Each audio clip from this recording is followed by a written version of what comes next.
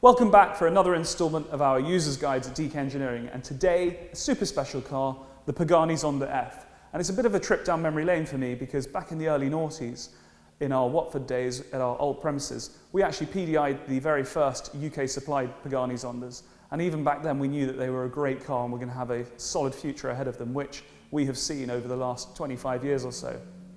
Debuted in 1999, the C12 was launched, and soon after, in 2005, the Zonda F was launched. There were just 50 cars built, 25 coupes and 25 roadsters. Since then, of the coupes like this car, approximately 6 or 7 have been upgraded subsequently by the factory to 760 specification, which is a totally unique car in its own right, every single time to the owner at that point in time's specification and desired requirements. But this car was actually the 2007 Geneva Motor Show car, and it's finished in blue Monte Carlo, which is an Alfa Romeo colour. It's got black bull leather interior, which is really, really special and was quite a popular choice on the F.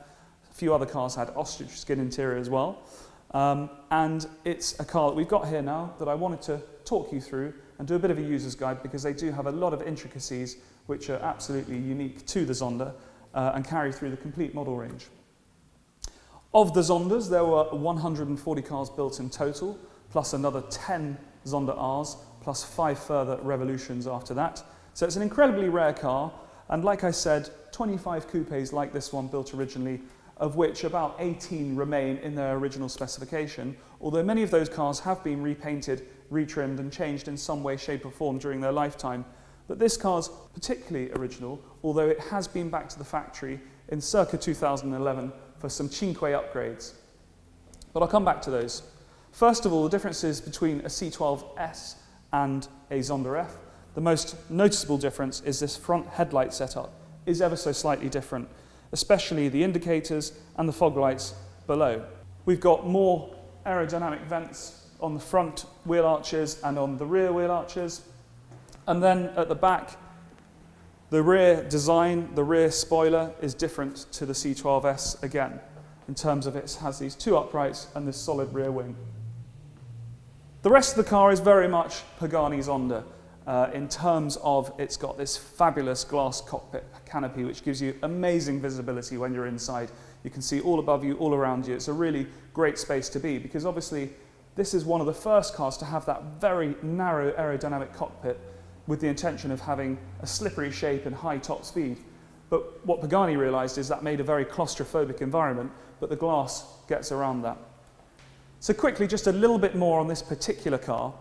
When it was supplied new, the original owner had already had a C12 and a previous Zonda F to this car, and he managed to twist Horatio's arm in order to let him have centre-lock wheels. So Horatio redesigned the hubs so that it could accept these wheels, and then there were only 2 other Zonda F coupes after this car that received that, but this was the first one, which is a really nice sort of race car touch, having centre-lock wheels as opposed to the 5-bolt setup that we have on all the other Zonda Fs. And these particular wheels are machined from solid billet, and actually on this car have never been overhauled, which means we still see the milling marks from where they've been machined.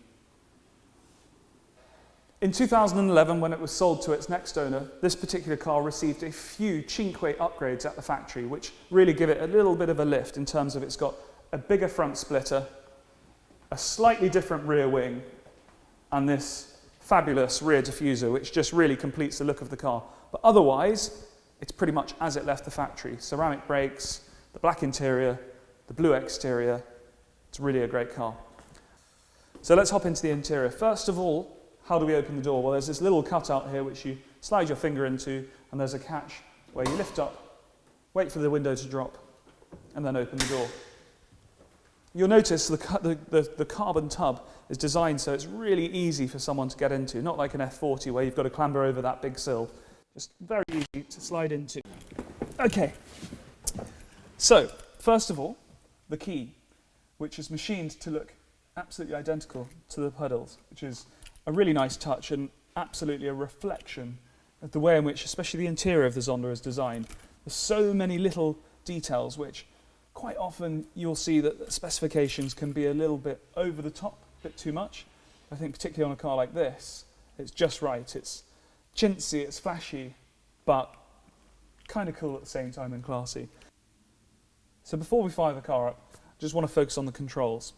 So centre console here, we've got our rover-derived air conditioning system controls, and just below a really nice set of switches which are kind of like a Second World War aircraft, if you like. On the left-hand side, we've got the front fog lights, flick up to turn on. Next to it, the rear fog lamps, flick that up to turn on. Hazard lights, almost like an emergency fire pull. Pull it out, that's your hazard lights on. Then you've got your demist or defroster to the right-hand side of that, and then your interior light to the far right. Below, as standard, we've got the Becker Mexico. So in the mid-2000s or early 2000s, this was quite a common stereo, but a good bit of kit. And then moving to the centre console here, we've got the windows up and down, left and right, as well as your mirror controls for both mirrors, so left and right electric. Twist it to the side you want, operate. Just in front, little ashtray. So you push that down there, it's got a cigarette lighter in there as well.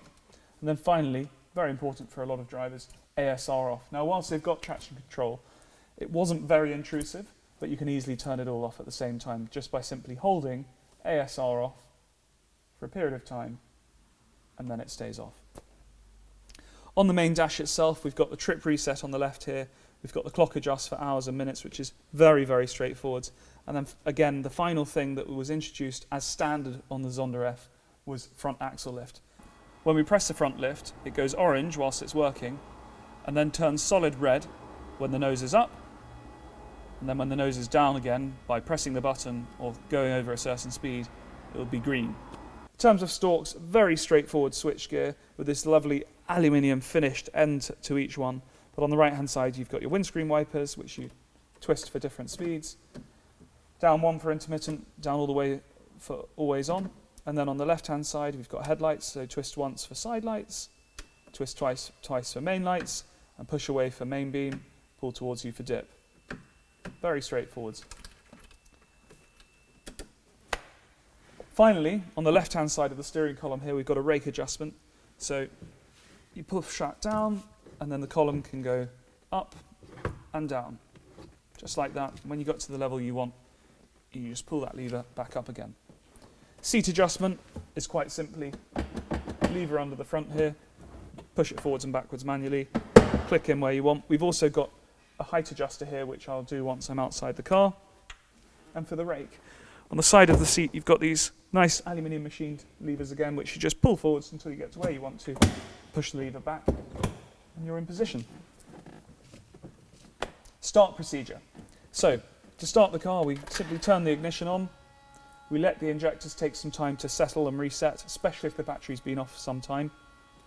And then, as was introduced as standard for the Zonda F, it did feature on a few T12Ss, but it was standard from the Zonda F onwards. The start button is just here in the middle of the gear lever, which is a great, great feature. We press it. There it goes.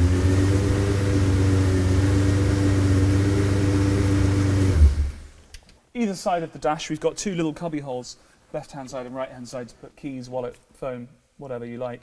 And then the glove box, which is a little bit confusing because it looks like it's got a buckle, but it's actually just a popper that you pop off. The glove box drops down, put it back up, and reattach that popper. There's a little glove box between us here as well, between the driver and the passenger, which you can lift the cover up. And inside is this little bag here, or should be, which contained within has your emergency window winder mechanism, which I will demonstrate from outside the car. Also perched over the passenger seat, the back of it, is this canopy, which is actually the top of the suit holder, which again I will show you from the outside of the car. So let's step outside the car and I'll run through all the other bits and pieces. So our emergency window winder that we found between the seats in its leather pouch. The first part of it is to undo the cover plug, and once that's out, and so once we've rounded into here, you've got enough just to be able to drop the window enough so that it clears so you can get out the car. Or if your window's stuck and you've got the door open, you can wind it all the way down. A little neat thing that not many people know about the Zonda. So now that I'm out of the car, I can show you the front of the seats. You can adjust the height with these little knobs that are between your legs. So you twist it clockwise and it goes down, anti-clockwise and it goes up. Okay, so that's the interior covered. Time to move on to the heart of the car. Let's open the rear clam. So to open the rear clam and the front clam on a Zonda, you have to have both doors open and be very careful not to then close the doors and try and close the clams because you will damage the doors.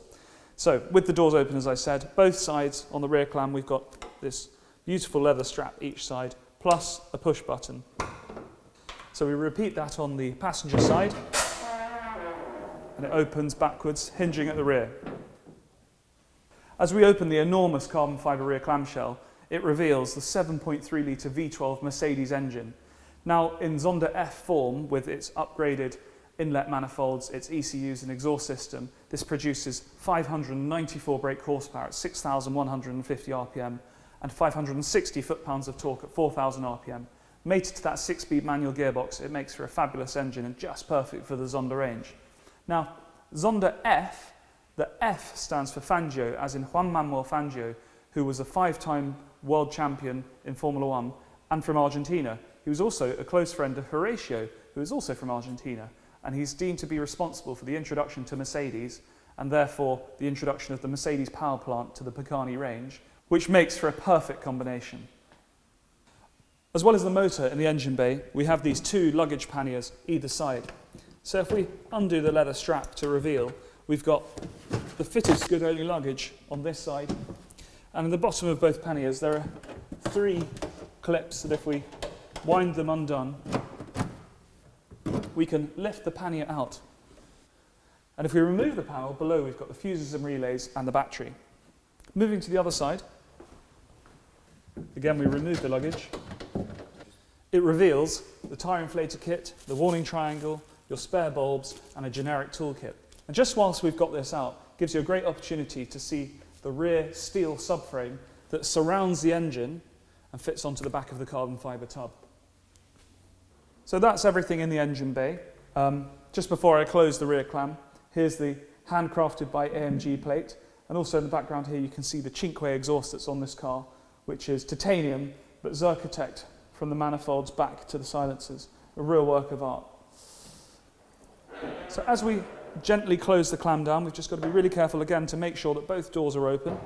When we place it down, we just hold our palm on the top here, press it down, and then do the buckles up, and of course we'll repeat the same the other side. On the passenger side here we've got the fuel filler cap, which is a traditional locking item which you unlock and remove as normal to fill up with fuel. And on this side here we also have a master battery kill switch, which you twist anti-clockwise and can even remove if you like, and turn clockwise again to turn it back on. And then on the passenger side sill there's an external location mount for the trickle charger. We've actually upgraded this car to take a C-Tech charger, which simply plugs in to the C-Tech here and keeps the battery on trickle charge. Moving to the front clam, much the same as the rear, make sure the doors are both open and remain open, and it's simply undo the leather buckle, push the button and repeat on the other side. Then this clam hinges to the front, pivoting on the middle corner there to reveal your radiators, your cooling fans. Underneath this carbon panel we've got the brake fluid reservoirs. So in the front right hand corner here is the windscreen washer and headlight washer reservoir. Now to close it, much the same as the rear clam, push down and do the buckle up. That's it. And so that wraps it up for the user's guide for the Zonda F. We hope you've enjoyed it and look forward to showing you the next one.